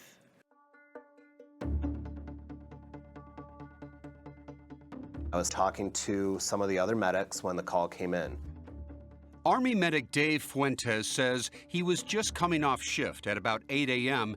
when he responded to a shooting scene. What condition was Colonel Stallman in when you first laid eyes on him? He was in very rough shape. Critical condition? Absolutely 100% critical. It was still the previous night back in Connecticut, where Kim and the kids were visiting her parents. At about 11 p.m., she says she found a cryptic email in her inbox, apparently from her husband. The email became central to this case. Kim, sorry about what you were about to find out. I love you and always will. You and the girls are the best thing that ever happened to me. Love, Mike. What did you think? Honestly, I immediately thought one of our close friends had been killed. The next morning, Kim got a devastating phone call. They said, we're calling to inform you that your husband, Colonel Michael Ross Stallman, was found this morning with a self-inflicted gunshot wound in his left temple. Her husband was still alive, but unconscious. It was like they took my past, my present, and my future from me in that one phone call. Kim says she was in shock. To some, that last email to her read like a suicide note. Kim had the email examined by a linguist. She said, this is not a suicide note. Sergeant Morell says he doesn't see it as a suicide note either. He says Marines are trained to avoid divulging too much information when writing home from war zones. You got to talk in code. It's something that I could see me sending my wife. And I felt I've sent her that letter before. He says the email could have been a reference to any number of things, including a dangerous or classified military operation or personal finances.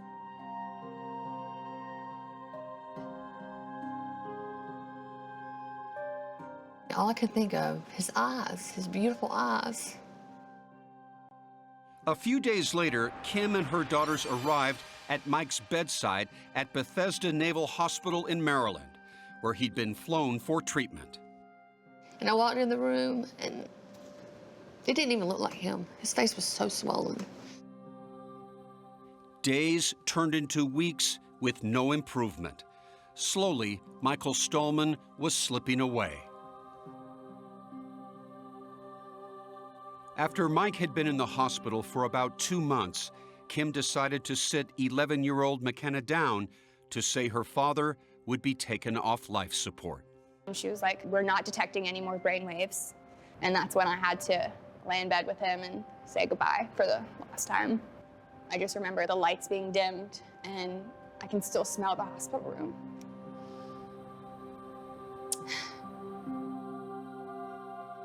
Colonel Michael Stallman died on October 5th, 2008, the day before his 21st wedding anniversary and the month before his 46th birthday. I've never seen anyone die before. I literally saw his spirit leave his body.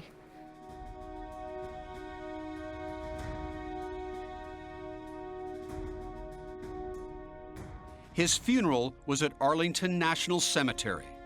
It was a closed casket. I just was hysterical pretty much the whole day. Adding insult to injury, Kim says she was still troubled by the information authorities had given her, beginning with the detail that Mike, a righty, had been shot on the left side of his head. Mike did nothing with his left hand. As time went on, her skepticism turned to anger and determination to find the truth. You became an investigator. Yeah. Kim said right away, I want to do my own investigation. Writer Susanna Andrews says Colonel Stallman's job easily could have made him a murder target. Mike was in Iraq at a time when we were trying to put the country back on its feet after the war. Colonel Stallman's work notes suggest he was aware of local officials on the take. He wrote, "We want to stop IPs, Iraqi police, from taking bribes." And Andrews says some U.S. contractors were corrupt.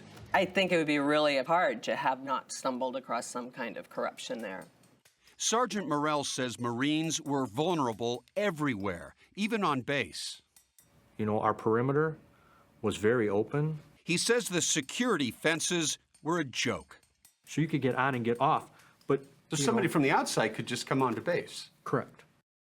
Kim says it's also possible Colonel Stallman had enemies closer than he thought. If Mike did not take his own life, who did? Gut instinct is it was somebody Mike knew and close in rank. If you believe it's a homicide, somebody had to pull that trigger. Right. Give me a sense of the banter that was going around. That it was somebody inside. You know, it's strictly all rumors.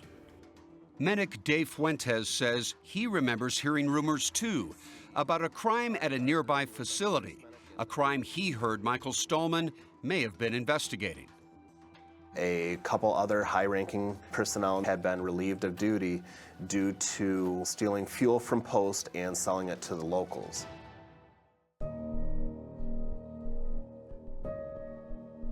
By a year after the shooting, Kim Stallman had decided to go on the offensive. And before long, she had some very influential allies. All of the evidence that I have and all of the reconstruction I've done point to this being a homicide and absolutely not to being a suicide.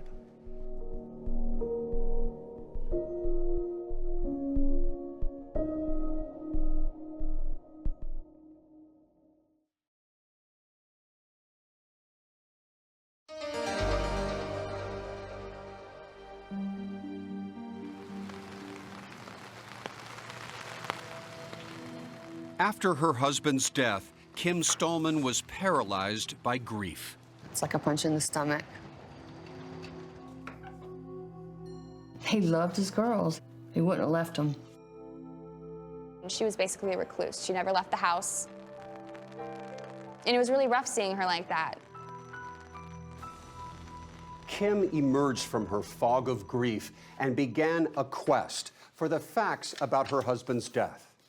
In October 2008, she filed a Freedom of Information request with NCIS, which had arrived at the scene some hours after Stallman was found. Kim says she received about 1,500 documents and a small batch of photos. They didn't really show you anything, you know, and they were copies of copies, like they photocopies. Scouring the reports, Kim says she learned her husband had been found in bed, lying on his back next to a blood-stained nightstand. A bloodied sheet was hanging from the top bunk, obscuring his body. A Bible and family photo lay next to him. Stallman's 9mm Beretta was on the bed too. One first responder noted the gun was wedged between him and the mattress. The gun is half under him, around his waist, but pointed down. According to NCIS documents, a bullet from his gun traveled through his head, then through this wall, and came to rest on the floor of a storage locker in the housing unit next door. An ear witness had reported hearing a loud noise around sunrise. The information did not satisfy Kim. There were little flags, things that jumped out at me. Believing the suicide determination had been made in haste, Kim says she wanted a closer investigation of the case. In the coming years, she would contact the military, members of Congress, even the White House. I was looking for anything, any help I could get. Since the shooting, Kim had been fighting her war alone. But in 2009, she met an important ally, author Cilla McCain. She was grieving, totally grief-stricken, but fighting. McCain has a special interest in mysterious military deaths. She supports the families with a website and advocates for them with lawmakers. I know of 166 families who believe that their loved one was murdered and has been labeled a suicide. Together, Kim and Cilla say they took on the U.S. military. It was this duo, these Southern women, up against this brass wall. You know, all these officers and soldiers and institutions who just didn't take them seriously at all. Before long, word of their war would win them another important ally. This one had a worldwide reputation investigating cases at, of all places, NCIS itself. If it bled, if it blew up, if it caught fire, generally we were involved in handling the forensic issues of that. Over a long career at NCIS, Michael Maloney investigated some of their highest profile cases. He'd left NCIS and was teaching forensics when a student told him about the Stallman case. He offered to take an initial look pro bono, but gave Kim a warning. Almost 100% of the time, the death is exactly what it's reported to be. Maloney wanted better quality photos and thought authorities might have them. So he helped Kim file another Freedom of Information request. There were almost 200 photos on that disc. If I hadn't asked for those, they would have never volunteered them. Maloney says those photos led to a breakthrough. It changed the whole game. Poring over the new photos, Maloney reached a startling conclusion. This is a homicide. There was someone else in that room. He believes an assailant probably fired 2 shots. One missed. The other went through Stallman's head. He also believes the scene could then have been made to look like Stallman had been alone and shot himself with his own gun. All I remember is him saying, "We've got a problem. This was staged." And when you heard those words? It was like, holy Jesus, I'm right. Michael, what do we have here? Well, what I've done is I've set up a simulation.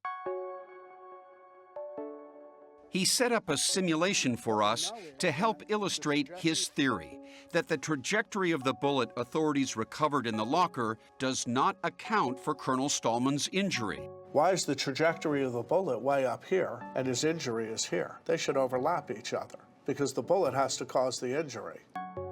Maloney says the bullet hole in the wall, as seen in this investigator's photo, likely came from the assailant's first shot.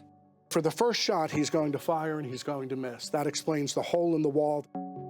He says what he sees around that hole is a telltale sign that the bullet never went through Stallman's head. It has the appearance of gunshot residue. All these little dots. All those little dots. Gunshot residue. Burned and unburned particles of gunpowder coming out of the muzzle of the weapon. In his interpretation, those particles would be unlikely to have hit that area of the wall if Colonel Stallman's head had been in the way of the bullet. This is when I began to believe that perhaps this wasn't the shot. This wasn't the fatal shot. The fatal shot, says Maloney, would have been the second one. And as he starts to move, the shooter is going to rock up as well. And right in here, the shooter can fire as well. He believes the bullet may have come to rest in the mattress, though that alleged second bullet has never been found. Maloney thinks he knows why. All of this was destroyed. All of this was burned as a biohazard, yes. Now let's look at that nightstand. Okay. The bloody nightstand, says Maloney, supports his theory too, because he says the stains only cover certain areas.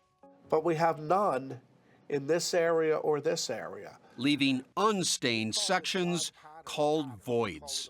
There was something blocking the blood from hitting this surface of the nightstand. That something, he says, could have been the assailant's body. Someone sitting on the nightstand facing his bed.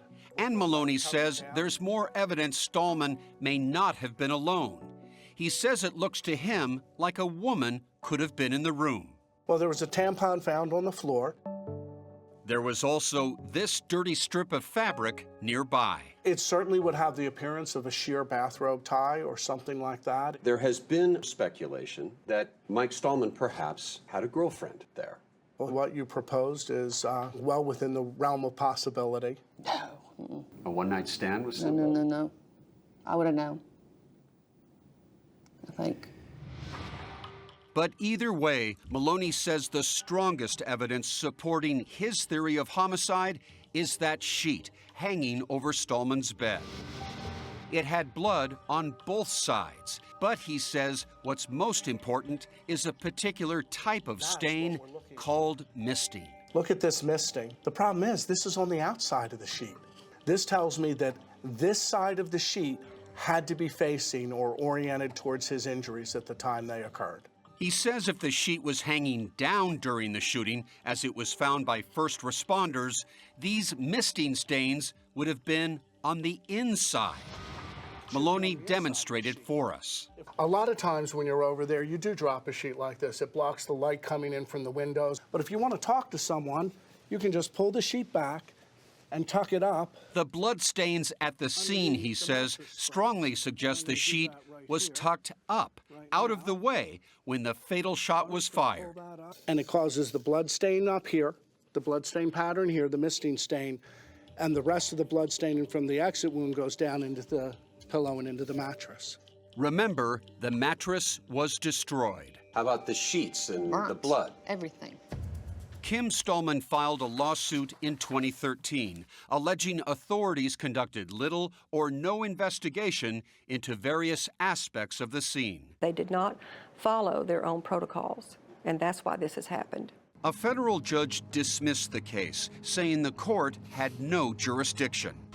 So Kim filed again with a military review board. Her lawyer says the board offered no assistance either.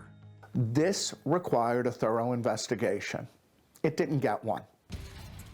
Michael Maloney says he sent his 2011 report to his old employer, NCIS, and says they refused to meet with him about his findings. They declined to give us an on-camera interview, but there is another side to this story. Kim, it turns out that NCIS did do a forensic investigation. We have some clips that we would like you to listen to.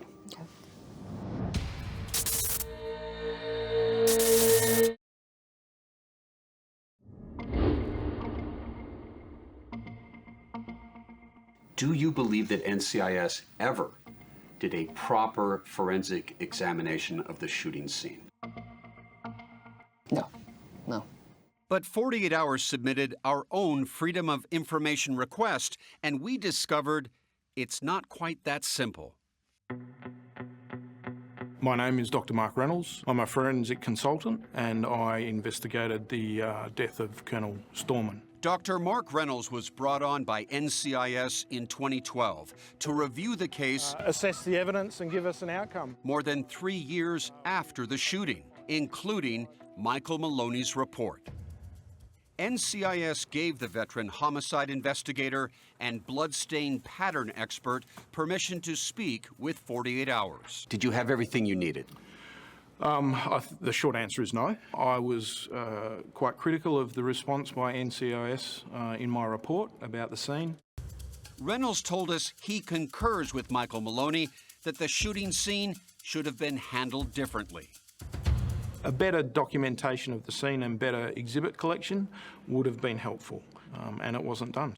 He says that's partly because Colonel Stallman was still alive when he was found, so first responders rightly were focused more on stabilizing him than preserving evidence. But Reynolds disagrees with Maloney on just about everything else.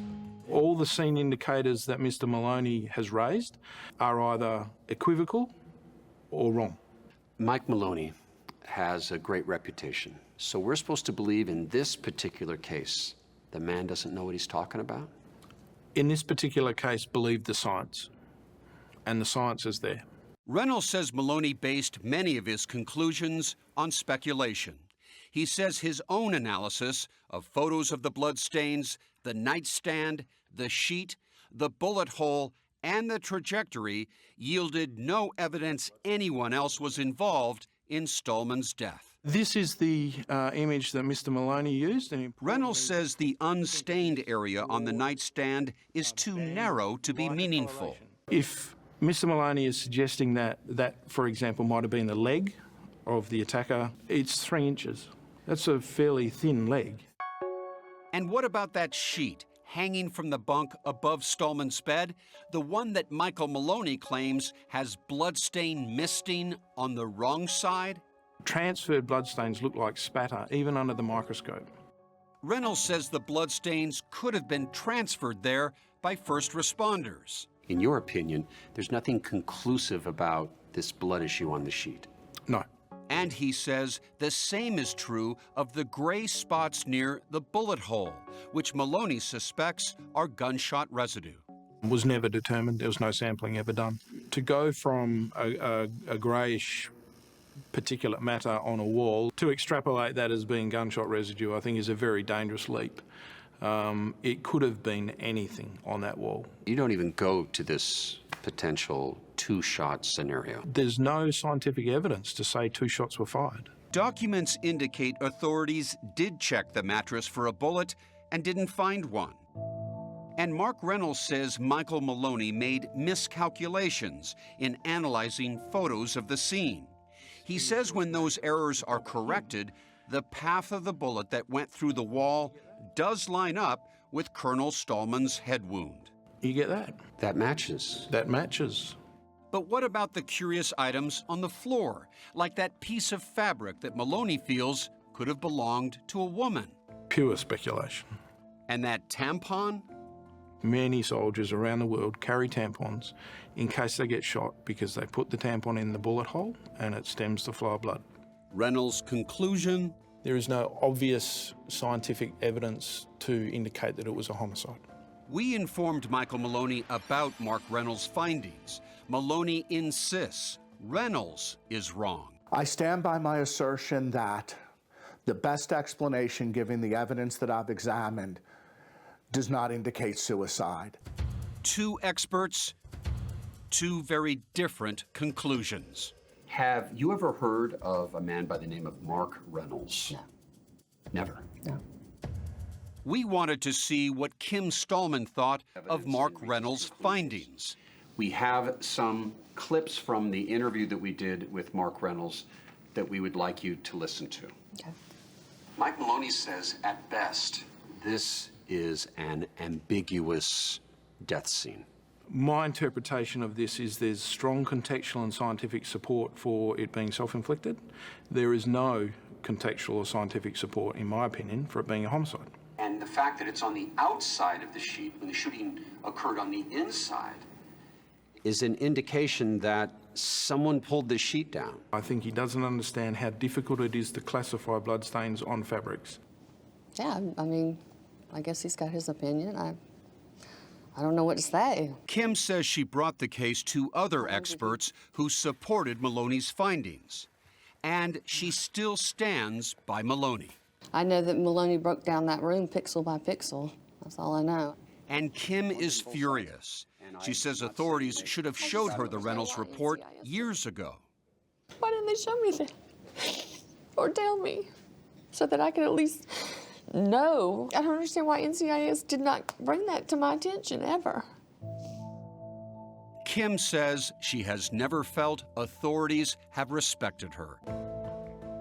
In fact, in 2012, she says she discovered this email showing someone at NCIS appears to have blamed her for her husband's death. It was a tragic suicide contributed by the pressures he was under, to include stress piled on by his wife, who now believes/pretends it was a storybook marriage. I never said it was a storybook marriage. Never. I have said it was a marriage with ups and downs.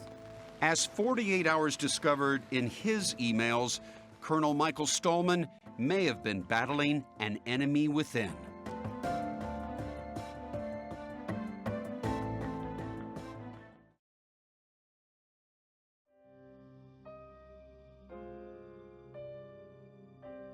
think they thought they could get away with their mistakes. Kim Stallman has always accused NCIS of not conducting a thorough investigation. But NCIS documents suggest otherwise, that evidence was collected, people were questioned, and many of Kim's concerns were answered. They also provided her with all those photos and thousands of documents, many of which were passed on to us. Among them, emails between Kim and Mike in the final months of his life. Some are loving and upbeat. But there are others that raise troubling questions about Mike and the marriage. Like this one from Kim, sent about 2 weeks before the shooting. I just can't keep putting myself on a guilt trip anymore and blame myself for our problems. What problems are you talking about in this? We had gotten to the point where we really didn't communicate, and so we were talking about seeing a counselor for that. You went on to say, after that, I can't make any promises because at this point, I feel it is about life and death for me. I can't stay in an unhealthy relationship. Right. Here's the next quote. I know I've done some terrible, hurtful things to you, and vice versa. What's the terrible thing? Well, to me, I can't think of a specific thing, but... I mean, it sounds like your relationship is almost at the end of the line here. I'm a bit of a drama queen, but it didn't, that's not where it ended. Oh, and it doesn't show the conversations we had on the phone. It's that last email Mike Stallman apparently wrote to his wife not long before the shooting that strikes some as the strongest proof of suicide. Is this, in your opinion, a suicide note? No, clearly not. This man may be Kim Stallman's best hope of getting authorities to listen. Stuart Bowen was the George W. Bush administration's Special Inspector General for Iraq Reconstruction. Kim first contacted him in 2011. He says he reviewed her legal filings and Michael Maloney's report and discussed the report with Maloney extensively. What have you concluded? It was not a suicide. I believe that he was murdered. Bowen says authorities may have cut corners early on. It might be the case that the rush to judgment led to practices that departed from best practices. Though in 2017, Bowen resigned from a government job in Texas amid unrelated ethics allegations, which he denies, he has become one of Kim's most important supporters. She's committed to the truth about what happened. He and Kim have helped Cilla McCain and others push Congress for a bereaved families' Bill of Rights. McCain says many have nowhere else to turn. There's no court in which they can say, hey, let's hear this fairly with unbiased eyes and ears. It doesn't exist for military families. Recently, another significant step forward. Bowen says he convinced the military's new chief medical examiner to take another look at the official findings in the case. He assured me that he was going to review it closely and discuss it widely. Is that a big deal? Oh, God, yeah. Because what can that medical examiner do? Change the death certificate. I have poured over thousands of documents. After spending about 10 years looking into this case, I have talked to anybody that I could find. Cilla McCain is writing a book about it with Kim. She says in her experience, authorities rarely change their findings. And last summer, NCIS sent us a statement saying, NCIS has thoroughly investigated this case, and we continue to stand by our investigative findings. NCIS's independent expert Mark Reynolds insists the science strongly suggests how Colonel Stallman sustained his fatal wound. But Reynolds also surprised us. Do you feel 100% certain that this is a suicide? No. I think that if it was a hidden homicide, it was sophisticated, and it won't be determined forensically. It'll be determined investigatively. Would you be professionally troubled if this case was changed to undetermined? Would I be professionally troubled? No. Can you live with undetermined? That's like saying, it could be this, it could be that. No, I may have to live with it. However, I don't want to. I don't think it's fair to my children. You've been described as a woman in denial about all of this. You're not in denial? No. No. Far from it, she insists. It would have been easier for me if it had been a suicide.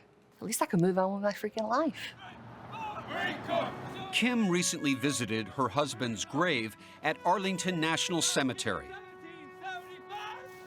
She's now thinking of moving his remains closer to home. A man gave his entire life to his country. And for what? They didn't support him in the end. As for the man they loved, Colonel Stallman's family knows they may never prove how he died, but they will always be proud of how he lived. It's my duty to carry on his legacy and do great things so he'll be proud of me in whatever I end up doing in my life. My father was probably the best man that I have ever met and might ever will meet. A man she still sometimes meets when she closes her eyes at night. All of a sudden there's like a knock on the door and the door opens and it's Dad. And then I wake up and I'm like, nope, that was just a dream. There's no other man I've ever loved. I know I'll never meet another Mike Stallman.